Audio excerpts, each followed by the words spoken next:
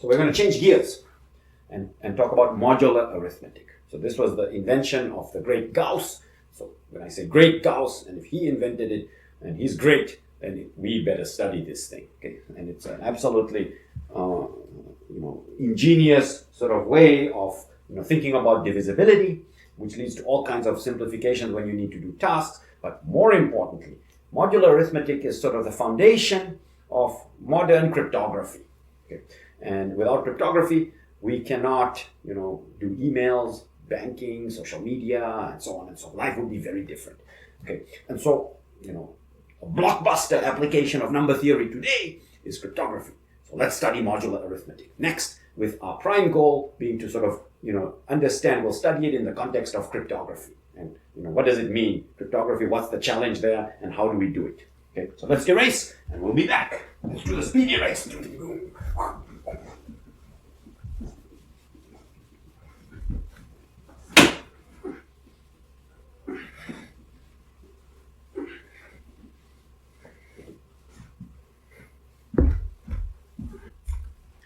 Okay, so let's talk about modular arithmetic and the application to cryptography. So modular arithmetic and cryptography. I'll just call it crypto. Okay. So what's the fundamental problem in cryptography? So you have Alice sends over some communication channel, which is typically public, sends a message M to Bob. Think that Alice and Bob are planning a surprise party for Charlie. Okay, and is telling Bob, the time, date, and place, let's say. Okay. The problem is that Charlie is able to listen in on this channel. So Charlie is listening in. Okay, so Charlie listens in, and then Charlie hears this message, and the birthday is no longer a surprise, and that's a complete disaster. Okay. So the question is it possible for Alice and Bob to use a public communication channel in order to communicate in such a way that Charlie, who can hear, who can listen, will still not be able to understand what's going on? Okay, so here's a very simple solution or a simple attempt to solve this problem, which is that, okay, so first of all, let's talk about what is a message. A message is an ASCII string, but what is an ASCII string? An ASCII string is just, can be converted into a much longer bit string. And what's a bit string? Well, it's just a binary representation of some number. So we can assume that M is a number, a large number.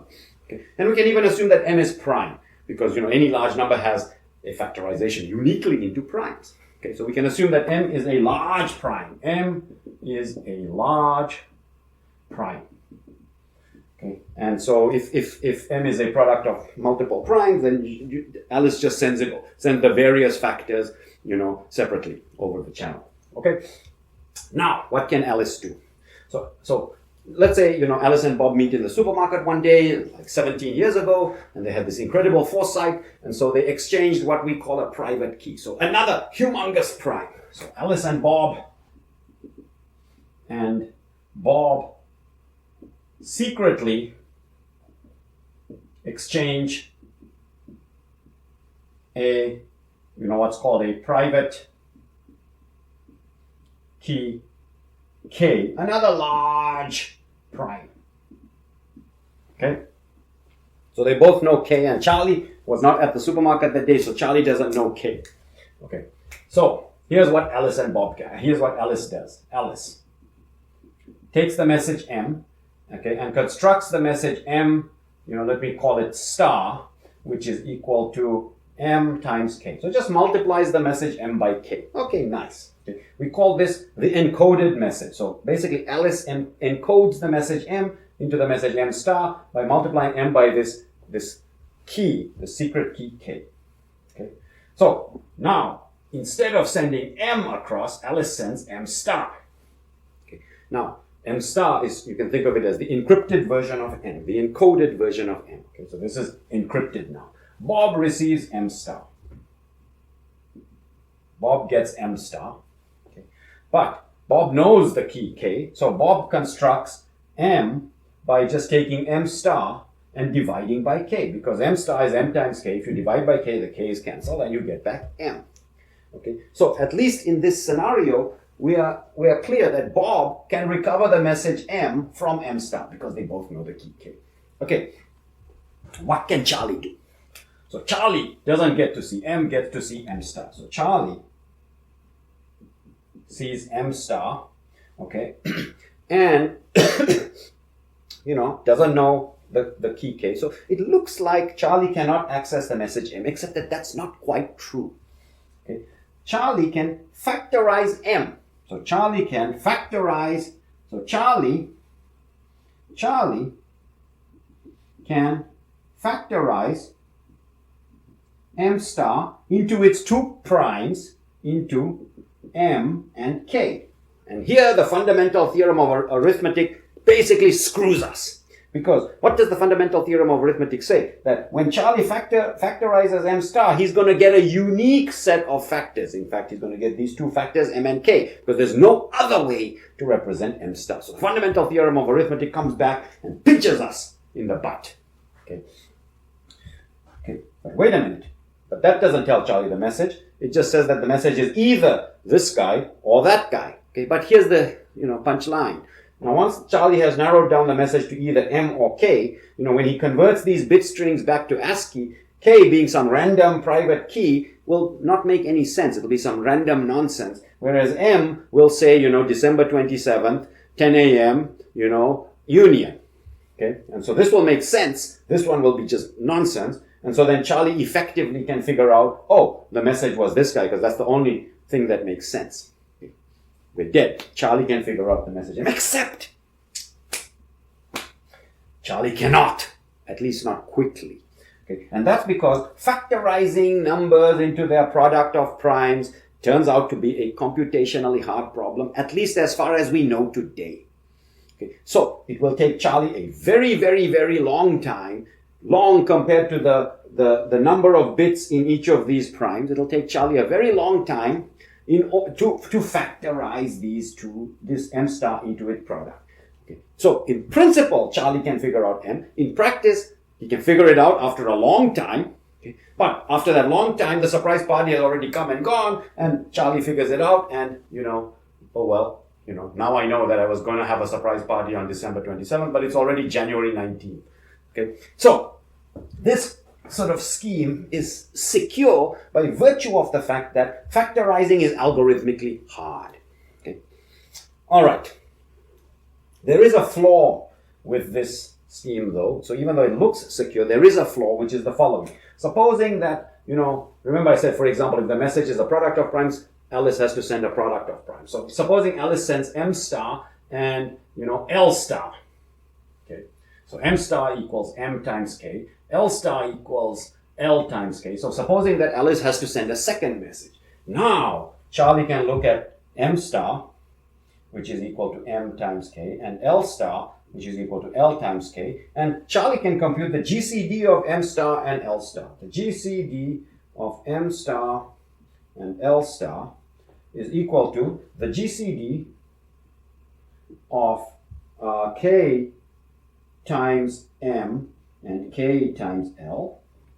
And one of the GCD facts that we stated is this is equal to k times the GCD of m and L, which is equal to k. So if Alice ever sends a second message, then Charlie, by computing the GCD of the two messages, can recover k. And once he recovers k, he has the secret key. He can divide by k and recover m and L. So there are two problems with this scheme. Well, the first problem is that Alice and Bob had to exchange a secret key. And when the heck did they do that? Okay. So that's a burden on this process. And the other burden on this process is you can only use this key K in order to send one message. And if you want to send a second message, you better go and meet at the supermarket again and exchange another key and then send a second message. But if you're going to go and meet at the supermarket to exchange a key, you might as well meet at the supermarket and just exchange the message. Okay. So those are the two issues with this scheme. Okay. And then, not that long ago, RSA cryptography was born, okay, which basically solved both of these problems. It allows you to send as many messages as you want, okay, and you don't need to meet in the supermarket to exchange a private key. Wonderful. Okay? And that's called public key cryptography. And it's ultimately based on modular arithmetic. So let's discuss modular arithmetic. That great invention of Gauss.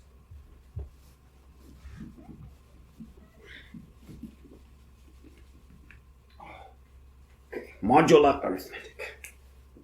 And basically it's sort of an arithmetic that all revolves around one very simple definition. But then the sort of math, the arithmetic that we develop around this is so convenient that it's just so beautiful. So modular equivalence.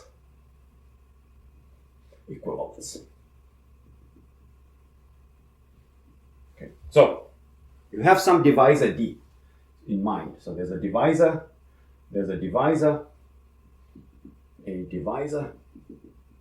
D that you have in mind. Okay.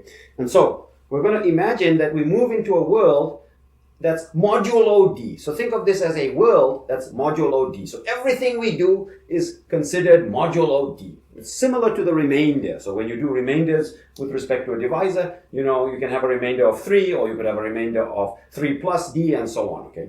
So we move into a world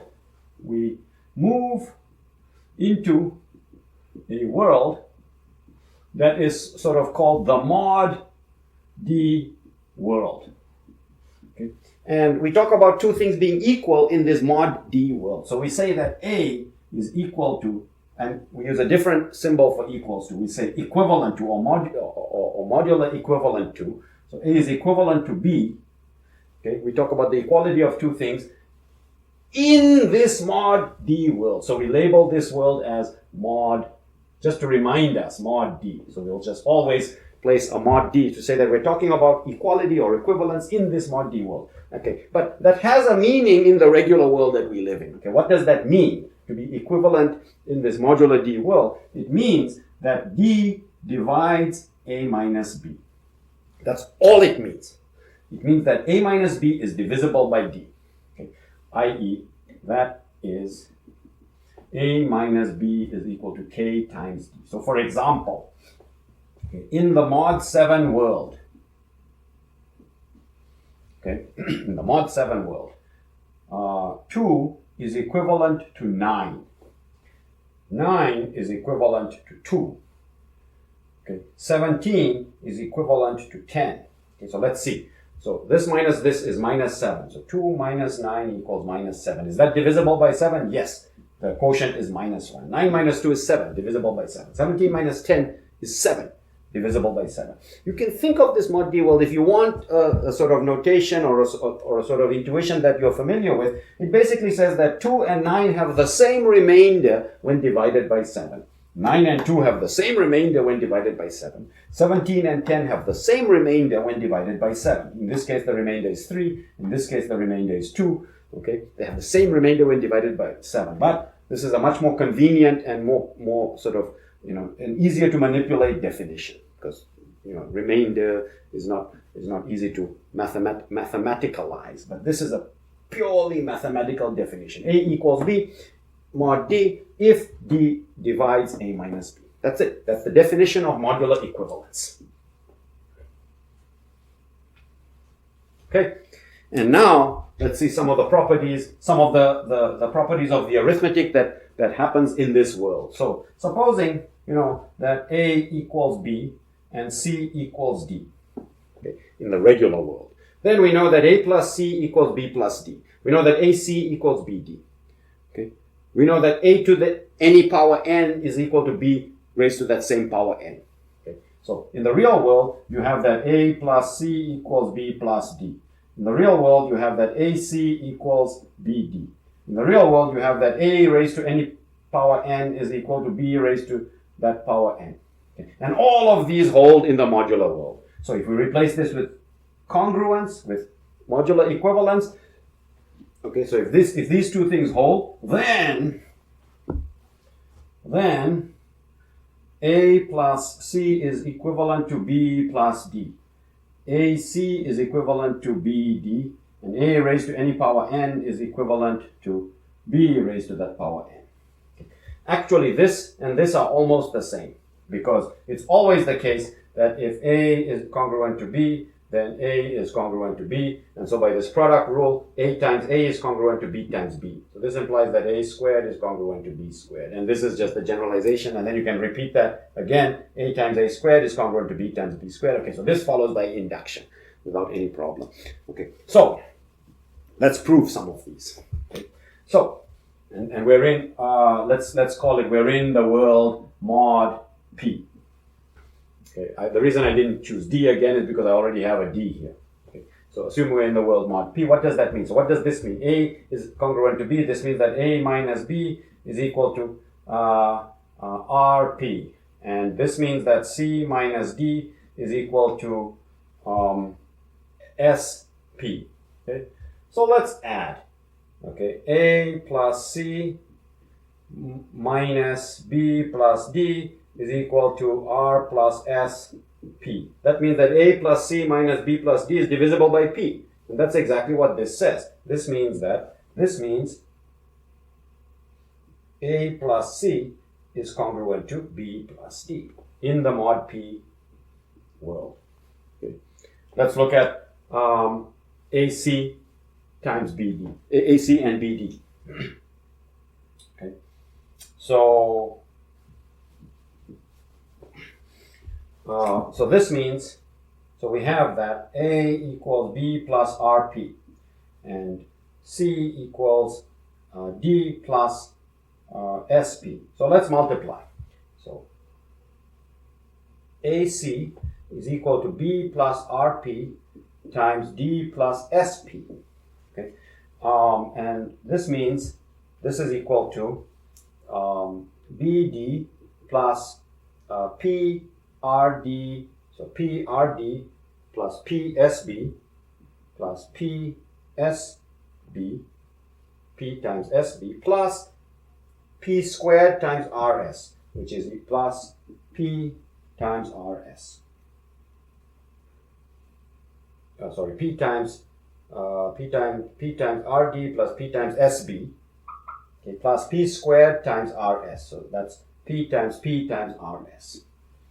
Okay, taking the BD to the other side, AC minus BD is equal to P times RD plus SB plus PRS. But this is a multiple of P. So AC minus BD is divisible by P. So that means that AC is congruent to, or is equivalent to, BD in this mod P world.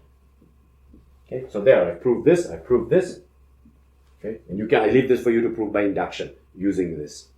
Okay, so arithmetic in the modular P world is very similar to arithmetic in the regular world. Now you might notice that I've got addition, I've got multiplication. What about division? That's the problem.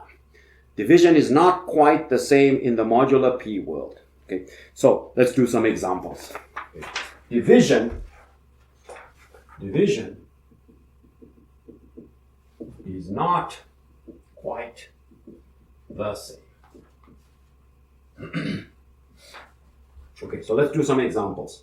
So in the real world, if you know that 5 times 4 is equal to is equal to, let's say, x times 4, you can cancel out the 4's. Okay, in the real world. So let's see whether you can do that in the modular P world. Okay, so let's do some examples.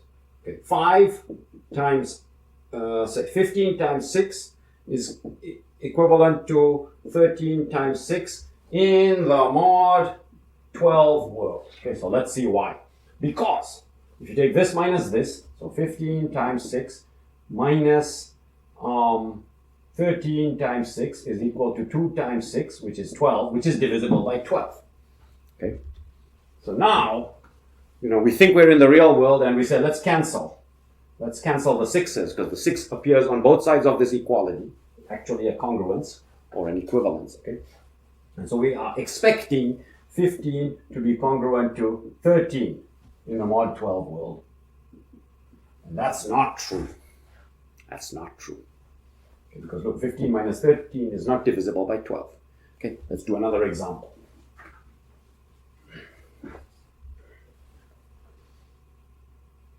"15 times 6 is congruent to 2 times 6 in the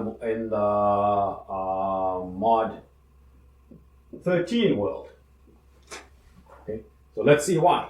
15 times 6 minus 2 times 6. 15 times 6 minus 2 times 6 is equal to 13 times 6, which is clearly divisible by 13. So this congruence holds. Okay, and let's see what happens if I cancel the 6. Boom, boom. I have that 15 times 15 should equal 2 in the mod 13 world. In this case, check. It works. So dividing both sides by 6 works. Okay, let's try one more example. Okay. 7 times 8 is congruent to 22 times 8 in the mod 15 world. Okay. Is that true? So let's see. So this minus this is 7 minus 22 times 8, but this is just minus 15. So it's going to be divisible. This product is going to be divisible by 15. Okay. And if we cancel, okay, we find that we are expecting 7 to be congruent to 22 in the mod 15 world, and it is. Okay. So in the modular world, sometimes you can cancel a common factor on both sides, sometimes you cannot. What matters is the GCD of the factor you're trying to cancel and the modulus. So the 15 there is called the modulus. So you can cancel a common factor from both sides if the GCD of the factor and the modulus is equal to 1. The modulus is the world you're in, and the factor in this case is 8, in this case is 6. So let's see, the GCD of 6 and 13, that's 1. The GCD of 8 and 15, that's 1. Okay.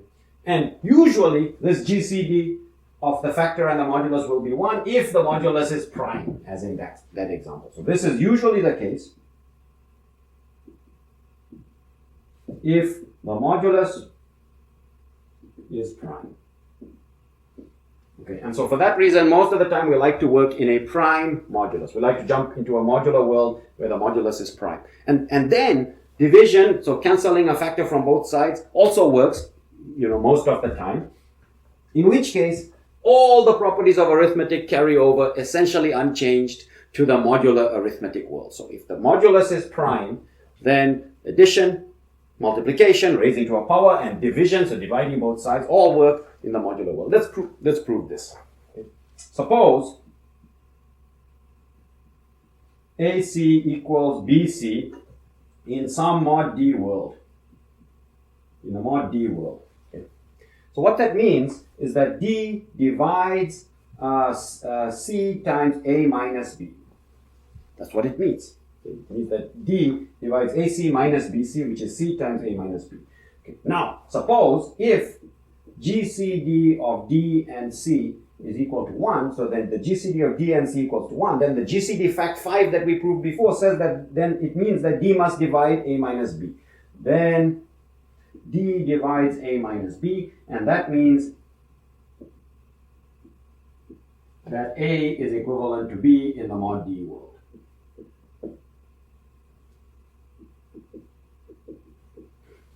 Okay, so that's modular arithmetic. In a prime modulus, you can more or less, you can always, addition is follows the rules of regular arithmetic, multiplication follows the rules of regular arithmetic, raising to a power follows the rules of regular arithmetic, division more or less follows the rules of regular arithmetic as long as you're in a prime modulus world.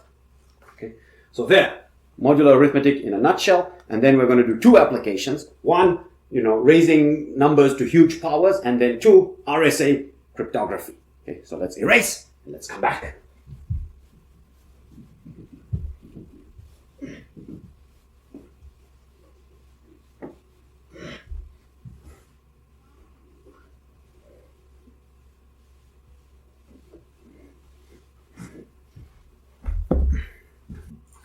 Okay, so let's see how modular arithmetic enters into cryptography. So it's extremely convenient in the modular world to raise numbers to large powers. So example. Okay, what is the last digit of 3 raised to the power 2020? 2020 is this year, so what's the last digit? Okay. Wow. It's going to be very hard to even compute this number on a computer because you'll run into overflow. So let's figure out what does last digit mean? Last digit means that the remainder when divided by 10, i.e. remainder when divided by 10. So if the remainder is r, then 3 to the 2020 is going to be equivalent to r in the mod 10 world. Okay, so let's start small. What's 3 squared? So 3 squared is equal to 9, which is congruent to -1 in the mod 10 world. Okay, and why is that? Because 3 minus -1, which is 3 plus 1, is 10, is divisible by 10. Okay, so I'll write that as 9, as 3 squared. 3 squared is congruent to -1 in the mod 10 world. But look, okay, let's raise 3 squared to the power 10. 1010. Well, we had this property that multiplication and raising powers is just like it is in the real world. So 3 squared to the 1010 should be equivalent to or equal to or congruent to -1 to the 1010 in the mod 10 world. Okay, and so 3 squared to the 1010 is 3 squared to the 1010. This is 3 to the 2020. Should be congruent to -1 to the 10 raised to the power 1010. But -1 raised to the power 1010. This is just -1 raised to an even power is 1 in the mod 10 world. Okay. We're done. That's the remainder. So the remainder when 3 to the 2020 is divided by 10 is 1. So the last digit of 3 to the 2020 is 1. Okay.